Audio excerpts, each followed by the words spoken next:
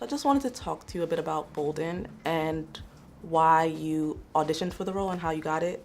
When I saw the audition for Bolden, man, I remember being so nervous and getting to the audition. First, there was some like logistical fiasco, and so when I showed up, I had all this energy, all this like adrenaline and like nervous energy, and I was giggly, and Dan Pritzker was like, "Are you always like this?"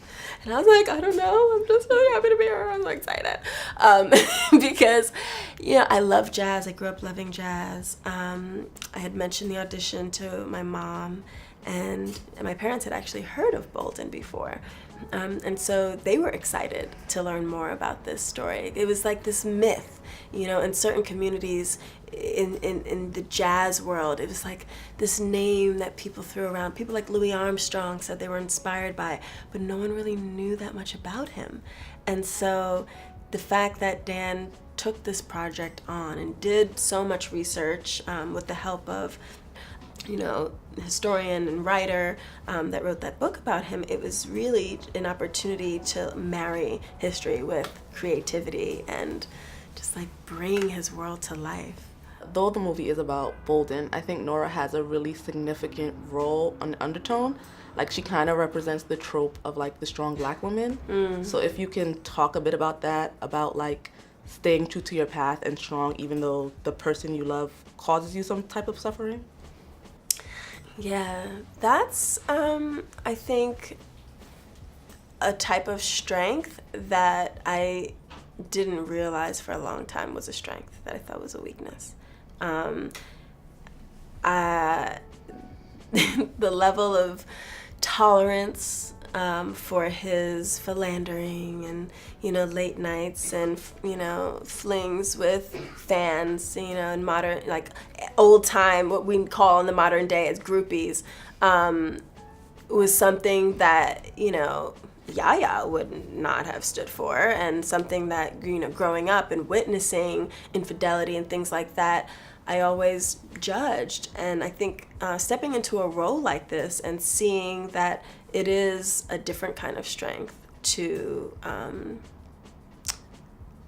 especially at a time when, remember that in 1906, single women running around was not a good look. So, marriage was definitely like an answer, was like your one of your main goals. And once they had a kid, the decision for her to leave him was very difficult. Very difficult. I did a play one time called The First Breeze of Summer at the Signature Theater in, I want to say 2008. And this was another woman around the same time who had children out of wedlock and had to leave town and move somewhere new where no one knew her because it was so shameful.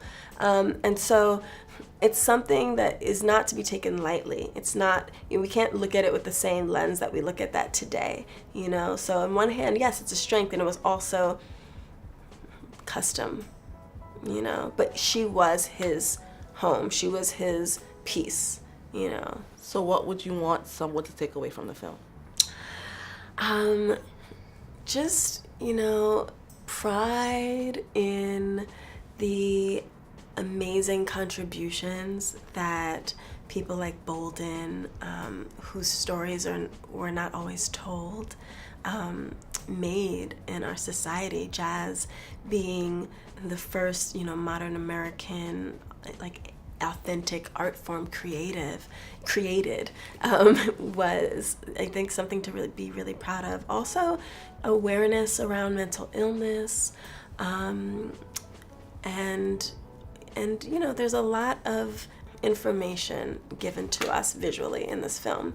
It can be overwhelming at times because we're really put in that setting and that time and place.